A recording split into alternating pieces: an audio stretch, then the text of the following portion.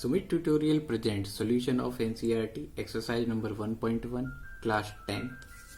इस question number 5 में आपको बोला जा रहा है check whether 6 to the power n can end with digit 0 for any natural number n।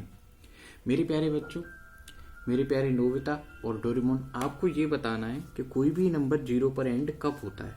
आपको कैसे पता चलेगा कि ये नंबर 0 पर एंड हो रहा है? तो हम सबसे पहले इस कॉन्सेप्ट को समझने की कोशिश करते हैं। देखो, सबसे पहले हम क्या करेंगे, हम एक ऐसा नंबर कंसीडर करेंगे जिसके लास्ट में 0 आता हो।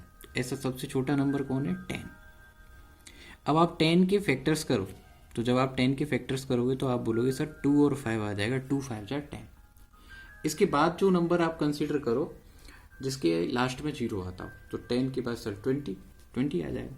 ओके, 20 के आप प्राइम फैक्टर करो, तो 20 के आप फैक्टर करोगे तो कुछ इस तरीके से हो जाएंगे। 2 से फिर 10 हो जाएगा, फिर 2 से 5 हो जाएगा, 5 से फिर 1 हो जाएगा, जिसमें 2 कितनी बार आ रहा है? 2 टाइम, और 5 कितनी बार आ रहा है? 1 टाइम। ओके, आप 30 की प्राइम फैक्टर एक बार चेक करना।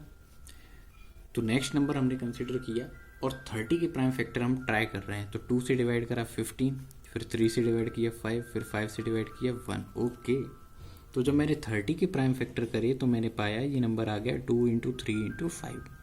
फिर ऐसे ही मैं ट्राई करता गया और अब मैंने सोचा कि अब मैं 100 को ट्राई करता हूँ। किसको ट्राई करता हूँ? 100 को।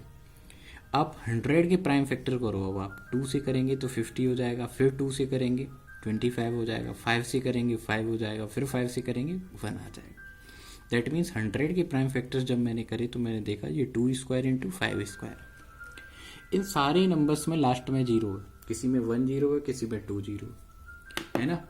अब इन सारे नंबर्स में आप कॉमन चीज सेलेक्ट करने की कोशिश करो। आप एक ऐसा नंबर या ऐसी प्रोडक्ट फाइंड करने की कोशिश करो जो सब में आ रही है। तो आप देख पाएंगे कि सर देखो, इन सब के लास्ट में तो एक 0 है, 1 1 0, ईच वन एज एटलीस्ट 1 0, और हर नंबर में कम से कम एक बार 2 और 5 मल्टीप्लाई हो रहे हैं। देखो, एक बार तो 2 और 5 मल्टीप्लाई हो ही रहे हैं। इसका मतलब अगर कोई भी नंबर 0 पर एंड होगा तो वो सिर्फ तभी होगा जब उसके प्राइम फैक्टर्स में 2 और 5 कम से कम एक बार क्या हो रहे हो? मल्टीप्लाई हो रहे हैं। कोई भी नंबर 0 पर सिर्फ तभी एंड होगा जब उसके प्राइम फैक्टर्स में 2 और 5 at least once they are multiplied. कम से कम एक बार तो वो मल्टीप्लाई हो, तभी वो नंबर किससे? 0 पर एंड होगा, अदरवाइज वो 0 पर एंड नहीं होगा। अब हमारा जो क्वेश्चन हमें चेक करना है, ये बहुत ही आसान क्वेश्चन है, आप 1 मिनट में कर सकते हो। 6 to the power n। अब हम 6 के करेंगे प्राइम फैक्टर, तो 6 के प्राइम फैक्टर करे मैंने 2 × 3 और होल पावर हो गई n। इन प्राइम फैक्टर्स में 5 तो आया ही नहीं, इन प्राइम फैक्टर्स में 5 तो अवेलेबल ही नहीं है, प्राइम 5 है ही नहीं। दैट मीन्स ये नंबर कभी 0 पर एंड नहीं होने वाला। तो अब आप लिखेंगे since factors of 6 does not include